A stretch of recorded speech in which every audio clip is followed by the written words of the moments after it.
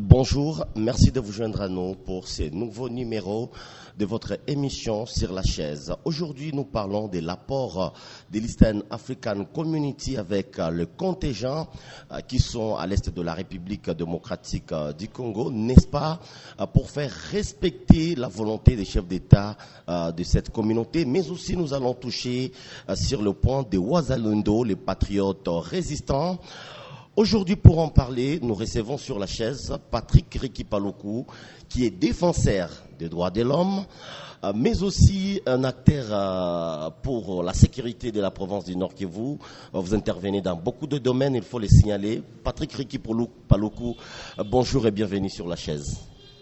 Merci Philippe Birigo pour l'invitation et je tiens à remercier les Volcan News pour l'invitation pour que nous puissions parler avec notre population par rapport aux questions de l'air, la fameuse question de l'EAC qui nous dérange tous. Comme Congolais, on a beaucoup à parler et sur la question de Wazalendo. Nous sommes mieux placés parce que je vous signale que je suis le porte-parole civil de Wazalendo. Merci Patrick Riki-Paluku, c'est ce qu'il faut ajouter, les porte-parole civils de Wazalendo. Patrick Riki-Paluku, nous voulons toucher les points de l'Eastern African Community avec le contingent qui se sont déployés effectivement dans l'est de la République démocratique du Congo, n'est-ce pas, pour que le processus du retrait de la rébellion du M23 soit effectif. Dites-nous aujourd'hui, est-ce que de votre côté, vous êtes satisfait de la mission jusque-là de cette force régionale? Satisfait ou pas, mais l'essentiel, c'est de voir la réalité en face. Si aujourd'hui, tout le monde est contre l'EAC, si tout le monde est aujourd'hui contre la MONUSCO, c'est parce qu'on sait que ce sont des missions inutiles pour le Congo. Bien que le gouvernement congolais a fait foi, a fait confiance à ces missions précitées, mais aujourd'hui, si on voit les résultats sur terrain, on voit que c'est nul. Nul pourquoi? Voyons, c'est plus de 21 ans maintenant aujourd'hui, la MONUSCO est chez nous, zéro résultat. Au lieu que les groupes armés diminuent ou cessent, mais il y a eu augmentation. Aujourd'hui, on est à plus de 230 groupes armés. Et aujourd'hui, on peut dire donc la mission a échoué pour la MONUSCO. Et aujourd'hui, nous sommes presque à la fin du premier mandat de l'EAC, de la force régionale de l'EAC. À quelques jours de la fin du premier mandat, de 6 mois, il y a lieu à se demander.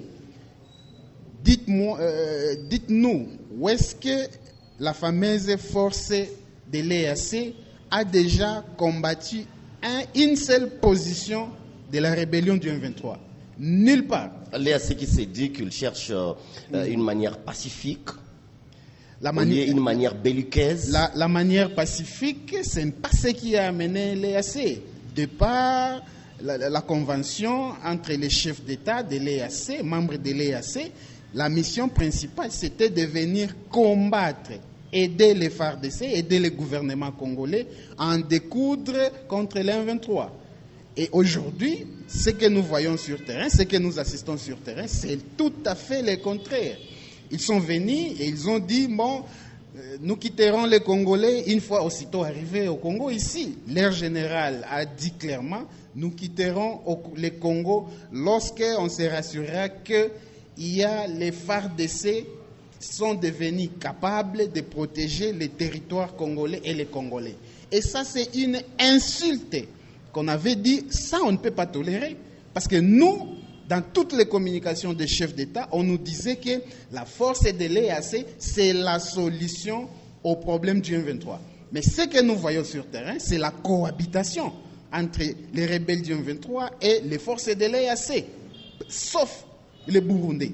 Ça, je peux féliciter parce que les militaires burundais sont les seuls sur l'axe Mouchaki, Sake, qui ont combattu aux côtés des FARDC. Mais les autres forces, notamment les farceurs des Ougandais ici, les Sud-Soudanais, les Kenyans, ils sont en train de cohabiter. à partir de Kibumba, vous descendez dans les Rutshuru, Bunagana, partout. Ils cohabitent, je dis bien ils cohabitent. Et à la grande surprise, méfiez-vous, je vais vous dire une vérité qui va choquer et qui choque. Toutes les informations que nous avons à partir de Kibumba, c'est l'EAC qui dote même la ration, à manger même, au M23. C'est l'EAC qui donne à manger au M23. Donc, et nous, on est en train de se demander. L'EAC entretient cette rébellion. Effectivement, elle entretient parce qu'on ne peut pas comprendre que vous venez pour dire nous venons combattre cette rébellion parce qu'il est contre les intérêts régionaux des pays des Grands Lacs. Et du coup, ils sont en train de cohabiter. Aux côtés de l'EAC, il y a toujours le M23, les militaires du M23. Chose drôle, c'est toujours la population est en train de nous communiquer comme quoi l'EAC a déjà doté aux rebelles du M23 les tenues des Kenyans qui sont venus ici pour le cadre de Donc, l'EAC. nous pouvons facilement voir un monsieur vêtu en tenue de l'EAC, kenyane, mais c'est un élément du M23. Ça, c'est comme révélation. Et là, ça a été clair, je dis bien ça a été clair. Lorsque les Wazalendo ont fait une attaque la semaine passée à Kibumba. Imaginez-vous, quel scandale. L'M23 fait un communiqué comme quoi nous cédons la cité de Kibumba entre les mains de l'EAC. Et du coup, les Wazalendo, étant en patrouille de reconnaissance, ils s'étaient surpris de retrouver que les terroristes du M23 sont encore très nombreux à Kibumba et tout le monde s'est demandé, et même la communauté internationale, parce que c'est aussi ça l'hypocrisie. Peut-être ils avaient l'information, mais ils ne voulaient pas le dénoncer, même l'ONU. Et du coup, on se retrouve, mais ces gens ici, ils ont dit qu'ils ont cédé Kibumba à l'EAC.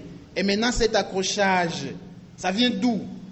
Et c'est là où on a démasqué, les Wazalendo ont démasqué les plans hypocrites des militaires kenyans qui sont à Kibumba et sur l'axe de Rutshuru. Et aujourd'hui, c'est tout le monde qui sait maintenant officiellement que les M23 trompaient la vigilance des Congolais, mais aussi de la communauté internationale pour infiltrer ou distraire l'opinion alors qu'ils sont en train de planifier un autre plan d'infiltrer Goma à travers, en portant notamment les tenues de l'EAC pour infiltrer Goma. Et je doute fort que parmi ceux qui sont en train d'insécuriser la ville de Goma, qu'il y ait ces gens du M23 qui ont déjà infiltré la ville de Goma et qui portent des tenues militaires. Et ils sont en train même de trouver même les tenues, même les nouvelles tenues de FARDC et même de JR. Et ça, nous sommes en train d'enquêter minutieusement parce que c'est une option. Nous avons l'information comme quoi ils ont déjà suffisamment infiltré la ville de Goma et ils portent des tenues militaires, des non-militaires FARDC pour saboter la ville. Et ça, c'est une stratégie de guerre. Et c'est tout ce que nous serons en train de vivre, par exemple. Effectivement. C'est parmi, je ne dis pas que même les militaires, non militaires sont innocents dans l'insécurité. C'est la population qui voit. On connaît même certains, ils sont attrapés et ils sont même jetés à Munzenze. Ce sont des militaires reconnus. Donc, et même vous, des Patrick, JR sont à Munzenze. Pour vous, Patrick? Mais pour ces cas, les cas échéants, l'insécurité urbaine qui prend une ampleur inquiétante et dans la ville de Goma actuellement, l'option de l'infiltration des éléments du M23 à Goma n'est pas à rejeter. Merci Patrick. Comme on parlait même du fin de ce premier mandat de l'EAC, est-ce qu'il y a lieu de renouveler le mandat pour donner la chance à cette force régionale, mais aussi les gens qui disent ne pas venir combattre?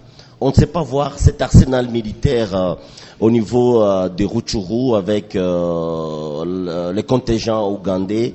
Peut-être il y a quelque chose qui se prépare après, on ne sait pas. C'est une aventure de mauvais goût. Pourquoi nous disons que c'est une aventure de mauvais goût? Les chefs de l'État, Félix Tshisekedi, en prenant l'option de vouloir s'attacher aux pays voisins pour se rassurer qu'il y ait la paix et la sécurité dans la région des Grands Lacs, c'était dans le but de dire, bon, la RDC étant un grand pays, une puissance au centre de l'Afrique, on a intérêt de pacter avec le pays voisin pour se rassurer que la sécurité revienne définitivement dans la région des Grands Lacs. Alors que la volonté du chef de l'État est en train de s'accomplir pour le Congo, il a aujourd'hui, il a dit, bon, les députés, il faut initier une loi, donc instaura les corps des réservistes de l'armée des FARDC. Et aujourd'hui, le week-end dernier, c'était voté à l'Assemblée nationale par les députés nationaux. Alors, c'est pour dire, cette loi va favoriser à ce qu'il n'y ait plus de groupes armés, mais qu'ils soient tous encadrés parce qu'ils vont passer par la formation. Ils seront formés par les FARDC et puis ils vont être encadrés par le gouvernement et la question des groupes armés sera réglée. Mais aujourd'hui, alors que le Congo est en train de chercher des solutions appropriées aux problèmes propres liés à l'insécurité à l'est de la RDC, nous voyons le Rwanda ne veut pas qu'il y ait la paix. Et aujourd'hui, ils ont envoyé encore, Kagame a envoyé encore ses troupes sur le territoire congolais. Et nous voyons le M23 composé nécessairement des Rwandais à 98%. Parce que les 2% là, ce ne sont que des Congolais corrompus. On les a donné juste des petites enveloppes et des $100,000. Et puis, ils ont adhéré dans les mouvements. Mais en réalité, ce sont les Rwandais. C'est le Rwanda qui est en train de se battre sur le territoire congolais. Et ça, nous sommes en train de dire les Congolais ne sont pas prêts à accepter une fois de plus que le gouvernement congolais puisse donner encore des postes de responsabilité, intégrer encore ces gens ici, ces Rwandais, dans les FARDC, dans la police. Ça sera craché sur la mémoire de tous ces Congolais, tous ces citoyens que les M23 ont massacrés depuis les premiers M23, avant les CNDP, les M23, alors toutes les rébellions là, ça. C'est le rebondissement, parce qu'ils savent que c'est la stratégie. Nous faisons la guerre à la RDC et la RDC, en contrepartie, va négocier et va nous donner ce dont nous avons besoin, notamment les sites miniers. Et ça, nous disons, cette étape-là est révolue. Cette pensée-là de vouloir piller en massacrant les Congolais, cette étape est révolue. Aujourd'hui, les Wazalendo sont prêts à donner même leur vie pourvu qu'ils se rassurent qu'aucun centimètre du territoire congolais ne soit contrôlé par les Rwandais ou aucun site minier ne soit contrôlé par les Rwandais, parce que nous savons déjà la stratégie et nous ne céderons jamais. Merci. Je dis bien jamais, et le Rwanda doit prendre note que les Congolais sont déterminés plus que jamais à combattre à tout prix. Merci. Comme on parle déjà des Wazalendo, entrons dans ces vifs aussi du sujet, les Wazalendo. À quel degré les Wazalendo collaborent avec le gouvernement en place? Parce que au moins aujourd'hui, dans la communauté, dans la société, nous savons que ces Wazalendo sont en train d'aider contre l'avancée de cette rébellion du M23 dans certains coins de la province. Merci pour cette question pertinente, parce que beaucoup de gens pensent que les Wazalendo sont des inciviques, des délinquants de la société. Alors je voulais apporter une précision d'État ici. À travers votre chaîne, je voulais préciser que les Wazalendo n'ont rien à faire avec un groupe armé. Muzalendo signifie patriote. Muzalendo c'est en Swahili, mais en français il s'appelle patriote. Un patriote, c'est un citoyen quelconque du monde entier, et revenant dans le contexte du Congo, c'est tout Congolais attaché à son pays.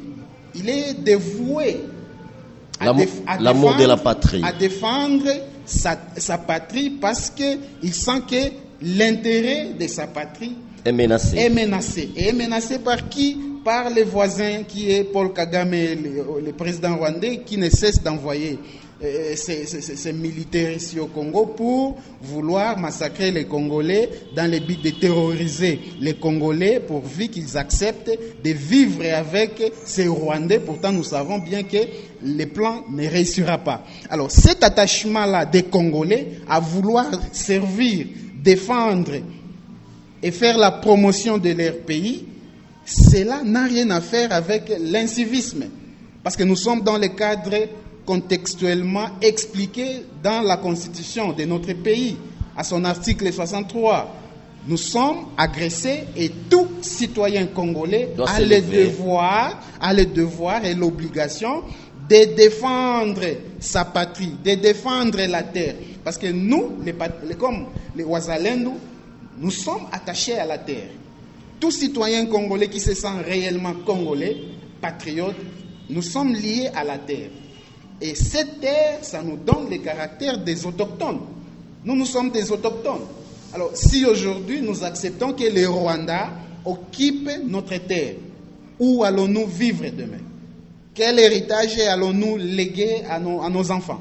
Alors, raison pour laquelle nous sommes prêts à mourir et se battre avec tout ce dont nous avons à notre disposition pour se rassurer que les Rwandais ne puissent pas occuper un seul centimètre. Même sans l'aide du gouvernement. Même sans l'aide du gouvernement. L'exemple est patent. La semaine passée, les Wazalendo ont attaqué Kibumba pour démasquer les M23 qui s'est camouflé à Kibumba. Les Wazalendo, je vous informe, les Wazalendo est vérifié dans les médias, les Wazalendo n'avaient aucune arme à feu. Aucune arme à feu. C'était des machettes, des lance-flèches et tout. C'est tout ce avec ils combattaient à Kibumba. Et les preuves sont là.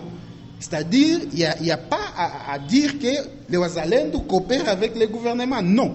Si les Wazalendo coopéraient avec le gouvernement, ils seraient tous armés. Ils auraient déjà tous des armes. Et s'ils ont des armes, cette guerre ne peut pas faire ici des jours. Et pensez-vous qu'ils sont efficaces sans de matériel de pointe pour cette guerre devant un ennemi qui a de PK? Ils sont efficaces. Je vous dis bien, ils sont efficaces et ils l'ont prouvé. Ils ont prouvé à la face du monde parce que il y avait dans cet accrochage, lorsqu'ils étaient en patrouille de reconnaissance, dans cet accrochage avec les terroristes du M23, les AC s'étaient ligués au M23 pour combattre les Wazalendo. Mais aussi l'armée rwandaise est venue, et parmi les militaires venus du Rwanda, il y avait aussi ceux qui portaient la tenue de l'EAC. Alors on se disait, l'EAC donc est aussi parmi les militaires rwandais, et il y avait beaucoup de confusion. Et je vous dis, ils sont efficaces les Wazalendo. Pourquoi? Je vous informe que dans les combats là-bas, il n'y avait aucun mort. Alors que les militaires, que ce soit les terroristes du M23 avec leurs alliés de l'EAC, mais aussi les Rwandais qui s'étaient aussi mobilisés, un bataillon s'était mobilisé quittant le Rwanda pour venir aider les terroristes du M23, pour combattre les Wazalendo. Et là, c'était juste quelques têtes qui étaient en patrouille de reconnaissance. Alors, il n'y avait aucun mort. Alors que les obus étaient largués depuis 5 heures jusqu'à 11 heures. Je dis bien, de 5 heures jusqu'à 11 heures. Ils se battaient avec les machettes. Ils se battaient avec la force naturelle. Parce qu'ils ont les Baremberi, chez nous, chez les Nandais, on les appelle les Baremberi, qui les gardent, qui les protègent et qui les donnent des orientations lorsqu'il faut aller combattre l'ennemi. Et tout ce qu'ils font, c'est du patriotisme. Ça n'a rien à faire avec le banditisme ou l'incivisme, mais nous souhaitons que, gloire à Dieu, nous disons, le président Félix Tshisekedi, au moins il vient d'honorer leur mémoire en reconnaissant que désormais, à partir de demain ou après-demain, ils seront considérés comme tels et ils ont maintenant les statuts des réservistes. Et ça, nous sommes en train de saluer, parce que ce n'est pas le cas dans le passé. Je vous informe que ce sont les mêmes les Wazalendo qui ont combattu aux côtés de Mamadou pour chasser encore le M23 en 2013. Alors, ce sont les mêmes. De votre côté, comme vous êtes dans l'organisation, même si c'est l'organisation civile comme porte-parole, dites-nous, pour éviter des dérapages à ces niveaux de Wazalendo, est-ce que c'est bien coordonné? Vous faites tout pour que un de vos membres ne puisse pas aller dans de dérapages, par exemple, qui puisse suyer tout un mouvement comme ça? Bon, je ne sais pas s'il y a des dérapages à quel niveau. Vous avez des cas, parce que nous, à notre niveau, on sait que l'organisation militaire est séparée de l'organisation civile, mais jusque-là, on n'a aucun rapport de dérapage. Et lorsqu'il y a un brebis garé, nous au niveau de l'organisation civile, nous proposons des sanctions. Nous disons qu'ils doivent commencer à apprendre à vivre comme des militaires, parce que bientôt, ils seront considérés comme des réservistes de l'armée. Ils doivent apprendre à vivre la discipline. Mais je vous informe qu'ils sont disciplinés. Et s'il y a un cas de dérapage, ça ne manque pas dans la société. Même au sein des FARDC, il y a des dérapages, même au sein des organisations politiques ou sociales et économiques, il y a toujours des dérapages, mais nous corrigeons rapidement lorsqu'il y a des dérapages. Mais jusqu'à présent, en tout cas, je vous dirais, il n'y a pas de dérapages que nous avons enregistrés, pas même des vols, parce que je vous informe, par rapport à d'autres groupes qui peuvent se dire d'autodéfense, chez nous, les Wazalendo, il n'est même pas permis de ravir même une lame de rasoir de quelqu'un. Oui, nous étions à Massissi, par exemple, à Mouchaki. Il y a une barrière érigée par les Wazalendo de l'autre côté. Mais de l'autre côté, comme vous savez, des communautés qui vivent le territoire de Massissi, Kiloliro et Massissi, qui disent que les Wazalendo ne leur permettent pas de passer ces barrières et les acquises de travailler en connivence avec le M23. Est-ce que c'est pas aussi un point qui pourra peut-être dans les tout prochains jours jouer à la cohésion nationale, Patrick Riki-Paluku? Je ne pense pas. Il y a des accusations qui viennent de partout. On dit bon, tel fait ça, mais quand on vérifie, on se rassure, on veut se rassurer que est-ce que réellement ce sont des Wazalendo? On voit que ce sont des citoyens de la cité, les bandits de la cité. Ils s'organisent et commencent à se faire passer comme des Wazalendo. Et ça, nous avons même dénoncé auprès des autorités militaires. Nous avons dit au commandant de la région, nous avons dit si quelqu'un se présente comme Mouzalendo, arrêtez-les en étant en train de faire des désordres dans la cité, arrêtez-les et appelez-nous, nous allons venir vérifier s'il est de quelle unité, parce qu'il y a des unités, il y a des codes. S'il n'a pas de code, il n'a pas d'unité, sa place c'est en prison. C'est-à-dire les désordres, ce n'est pas autorisé chez les Wazalendo. Et que s'il y a des citoyens qui veulent se faire passer comme des Wazalendo, nous n'autorisons pas et nous avons déjà saisi tous les services. En leur donnant les consignes, quelqu'un s'appelle Mouzalendo étant dans la cité parce que les Wazalendo ne sont pas dans la ville. Ils sont dans des positions, dans les montagnes partout là-bas, dans les Nyiragongo, Massissi partout là-bas. Si quelqu'un se fait passer dans la cité, comme Mouzalendo, en faisant des désordres, il faut l'arrêter. Merci Patrick Riki-Paluku. Face à nos caméras pour des petites questions, des petites réponses. Pour vous, la force régionale est une force obscure? Effectivement. C'est une force obscure parce que la mission devient de plus en plus floue. On s'attendait à ce que cette mission puisse aider le gouvernement congolais à lutter contre cette rébellion du M23, mais aujourd'hui ils sont en train de cohabiter et ils sont en train de se partager même la bouteille. Nous avons les images, les preuves, les vidéos. Ils sont en train de se partager à manger et ça dit quelque chose. C'est pourquoi tous les Congolais ne veulent plus maintenant de la fameuse force de l'EAC. Ils doivent quitter chez nous. Les renouvellements de mandats, c'est politique, c'est diplomatique, mais pour les Congolais, ils n'ont pas raison de rester sur les territoires congolais. Par rapport toujours au renouvellement de ces mandats, un message aux autorités congolaises qui sont en train de suivre cette émission, Patrick Riki-Paluku. Bon, un mot aux autorités, je dirais merci d'abord pour cet engagement des autorités à vouloir valoriser les valeurs, les cultures, les forces nécessaires que nous avons en RDC, parce que ce n'est pas comme dans le passé. À l'époque de Joseph Kabila, les Wazalendo étaient traqués, ils étaient considérés comme des voyous, des fous, alors qu'ils se battaient contre l'agression qui n'a pas commencé aujourd'hui. Depuis l'RCD, les CNDP, les M23, aujourd'hui les M23 bis, c'est la première fois dans l'histoire du Congo qu'un chef de l'État puisse reconnaître les Wazalendo comme étant des réservistes. Et ça c'est positif parce que ça va résoudre beaucoup de problèmes, mais aussi ça va permettre de sorte que les voisins ne puissent pas chaque fois penser qu'ils ont le droit de faire tout sur les vies des citoyens congolais qu'ils ne cessent de massacrer lorsqu'ils viennent dans la lutte de conquête des terres en RDC. Cette aventure doit cesser et si le gouvernement tient à ce que ces alliances-là perdurent entre les pays voisins. Et si nous voyons que les résultats, il n'y en a pas, les Wazalendo se réservent le droit de frapper, d'attaquer, parce que nous ne sommes pas tenus aux consignes qui ne vont pas dans le sens de garantir les intérêts du Congo et des Congolais. Parce que pour les Wazalendo, c'est la patrie ou la mort. Oui, Patrick, la dernière question. Pensez-vous, comme d'autres personnes, que notre armée est devenue plus société civile en dénonçant qu'en agissant sur terrain? Tout à fait, c'est ce que nous voyons avec le gouverneur Constant Ndima. Il commence à dénoncer comme s'il était devenu acteur de la société civile, et nous lui avons toujours dit dans des réunions: Monsieur le gouverneur, vous êtes les décideurs, vous êtes les commandants des opérations. Agissez, c'est à nous, les civils, les acteurs de la société civile, de dénoncer, mais lui comme étant gouverneur des provinces, mais aussi commandant des opérations, il a l'obligation d'agir, que de passer chaque jour sur les médias, sur les réseaux sociaux, en train de dénoncer. Nous sommes en train de constater que l'M23 est en train de renforcer leur position dans les Kibumba et partout.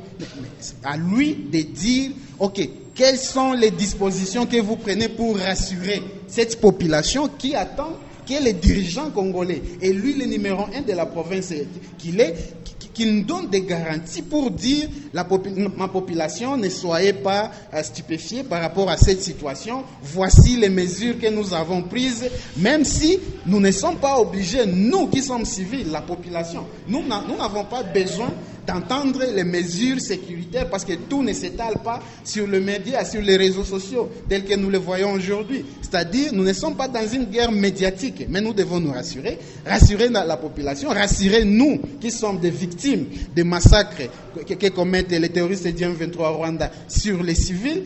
Donnez-nous les assurances, donnez-nous le moyen que nous puissions aussi accompagner les FARDC, parce qu'une guerre d'agression ne peut pas se vaincre avec les FARDC seulement. Prenons l'exemple de l'Ukraine.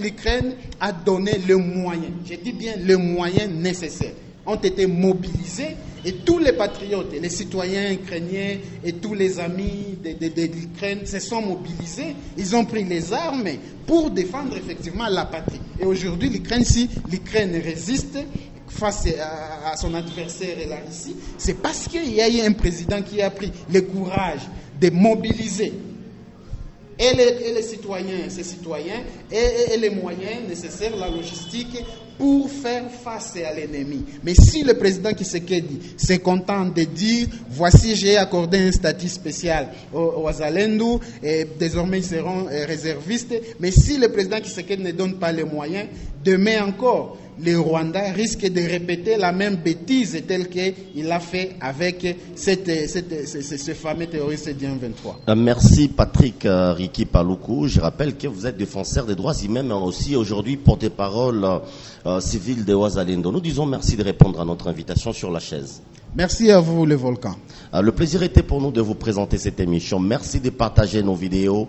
Merci de vous abonner. On se retrouve à la prochaine pour un autre numéro.